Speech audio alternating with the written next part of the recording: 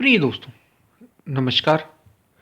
मन लगता नहीं, मन को तो लगाना पड़ता है। मन कभी नहीं लगता, मन को लगाया जाता है।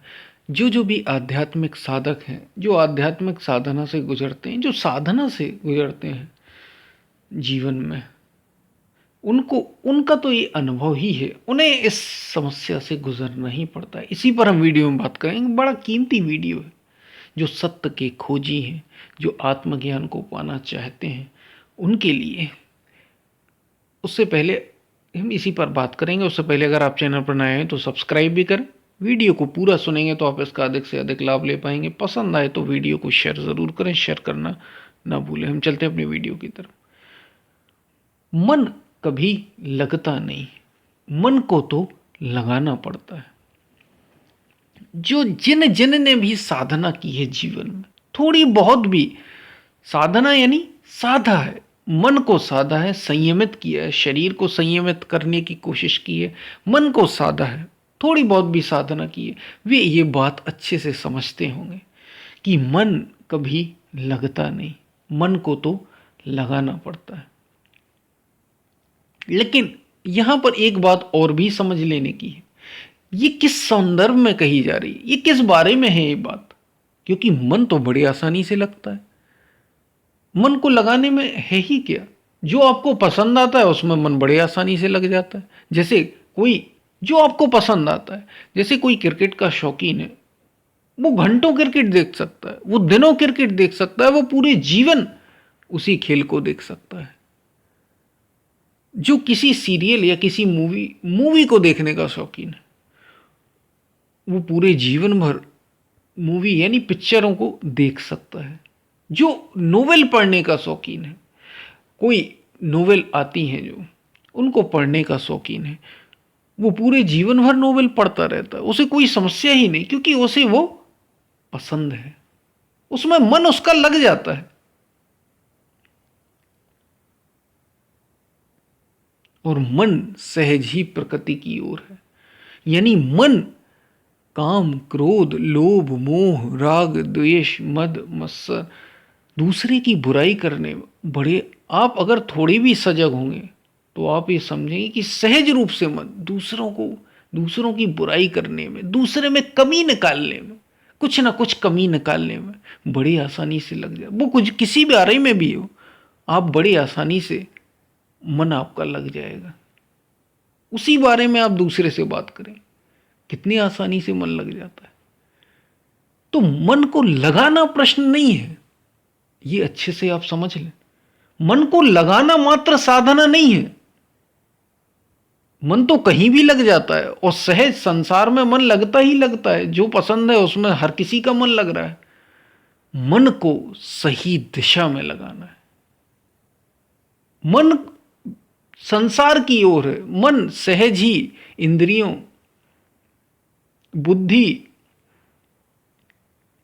शरीर, इन सब के साथ, सहज ही इंद्रियों के साथ है मन। यानी आंख के साथ, कान के साथ, जीभ के साथ, त्वचा के साथ, यानी शब्द, रूप, रंग, गंध, स्पर्श, इन सब के साथ मन सहज ही है। मन बाहर सहज ही घूम रहा है, इसको भीतर की ओर लगाना है।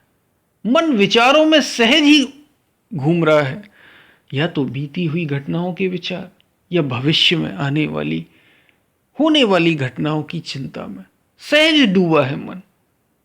वहां मन को नहीं लगाना, इसको भीतर की ओर लगाना है। और यही साधना है, यही संयम है।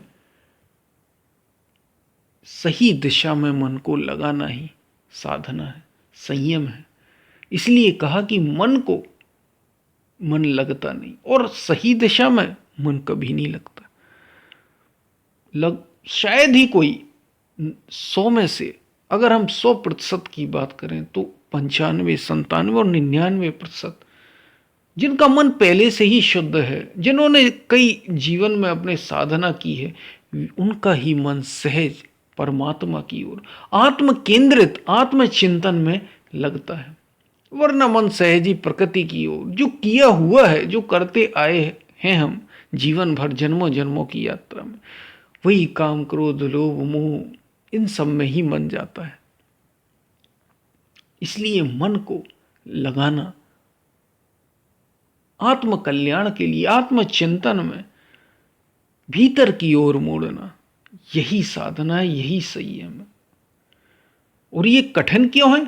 ये कठिन जो गीता सभी ग्रंथों का सार कही गई है, और गीता में ही भगवान श्री कृष्ण और अर्जुन की वार्तालाप में वहां भी मन का प्रश्न आ जाता है। अर्जुन ये कहता है, जैसे ही भगवान श्री कृष्ण कहते हैं, अर्जुन तुझे अगर सत्य को खोजना है, सत्य को पाना है ना, तू मेरे जैसा होना चाहता है, जो मैंने पाया, अगर तुझे भी वो पाना है, उस आत्मा को जानना है, उस आत्मज्ञान को पाना है, तो तुझे अपने मन को संयमित करना होगा, मन को मोड़ना होगा भीतर की ओर, मन को जीतना होगा। और जैसे ही अर्जुन ने सुना तो अर्जुन घबरा गया, बोला, हे प्रभु, हे भगवान, हे केशव, मन को रोकना की बात आप कर रहे हैं, मन को मोड़ने की बात कर रहे हैं, इस मन को वश में करने की बात कर रहे हैं। ये तो मैं ऐसा समझता हूं जैसे आप कह रहे हैं वायु को वश में करना। अर्जुन घबराने लगा,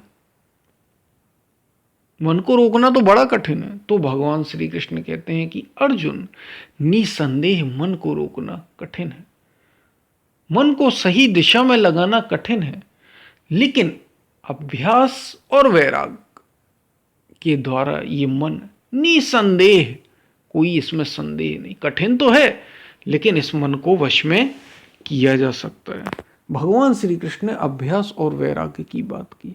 अभ्यास क्या?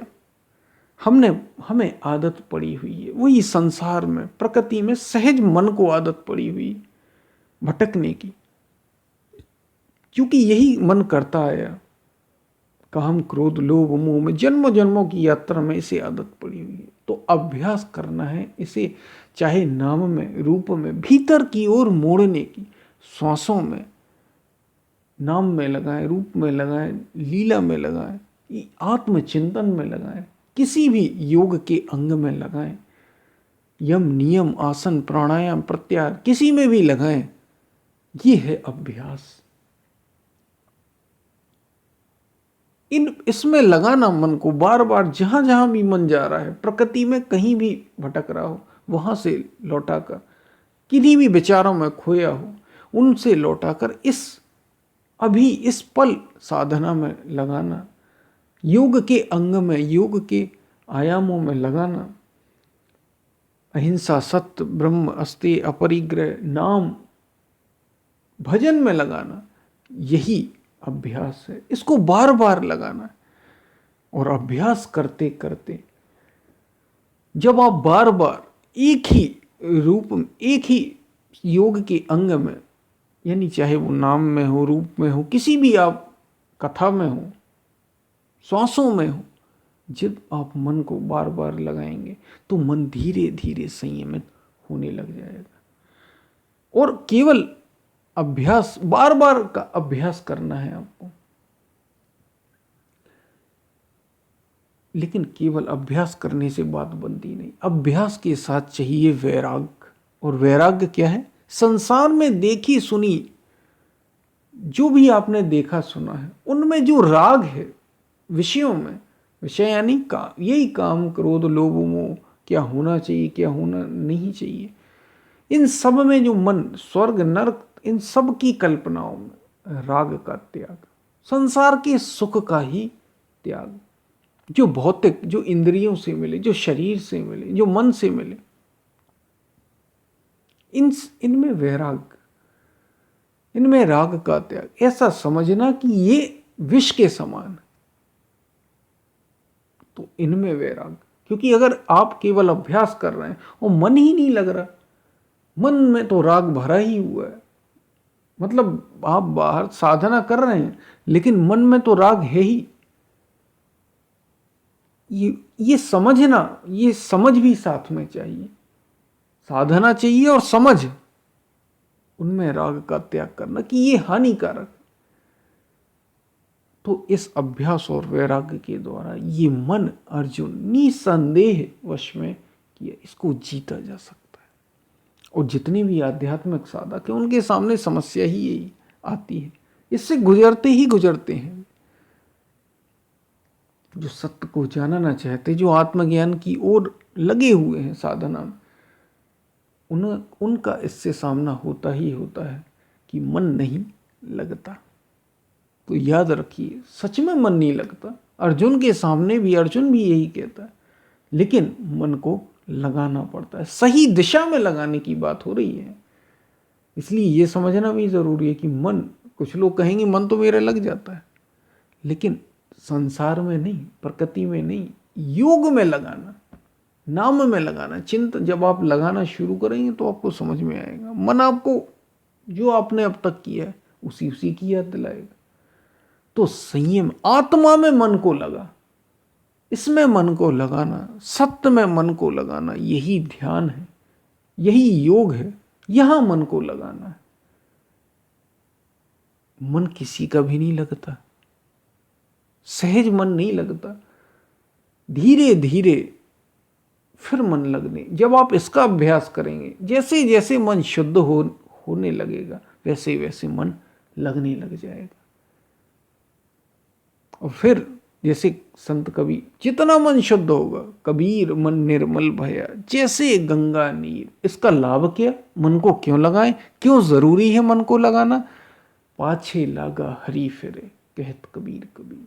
वो परमात्मा जिसको सत्य कहते हैं आप, जो आप चाहेंगे वो होने लग जाएगा। वो परमात्मा आपकी सुनने लग जाएगा। वो अस्तित्व, वो परम आपकी सुनने लग जाएगा। परमात्मा यूं कहें आपके आगे पीछे चलने लग जाएंगे, जैसे ही मन शुद्ध होगा। इसलिए मन को लगाना है, इसलिए मन को जीतना है, क्योंकि आप परम आनंद को अनुभव करने के लिए आए। और अगर उसको अनुभव करना है तो इन इंद्रियों से, इस संसार से आपको परे जाना होगा और मन ही माध्यम है। ये मन ही पहले संसार में लगता है, प्रकृति में लगता है, विषयों में लगता है।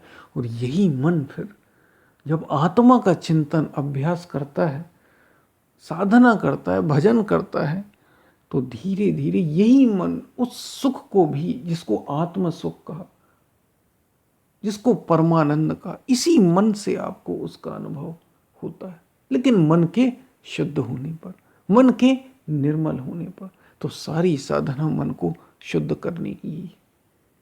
मन मरा माया मरी हंसा बेपरवाह। मन ही मर गया तो माया मरी। मन से ही माया, फिर ये मन वो मन नहीं रह जाता, वो तो योग का मन हो जाता है। तो इसलिए मन को सही दिशा में लगाना है। और मन कभी नहीं लगता, लगाना पड़ता है। साधना में मन को लगाना पड़ता है, संयमित करना पड़ता है, भीतर की ओर मोड़ना पड़ता है। ये अपने मन से नहीं जाएगा, कभी मोड़ना होगा, लगाना होगा। तो आपको ये बातें समझ में आई होंगी। हम फिर मिलते हैं, तब तक के लिए धन्यवाद।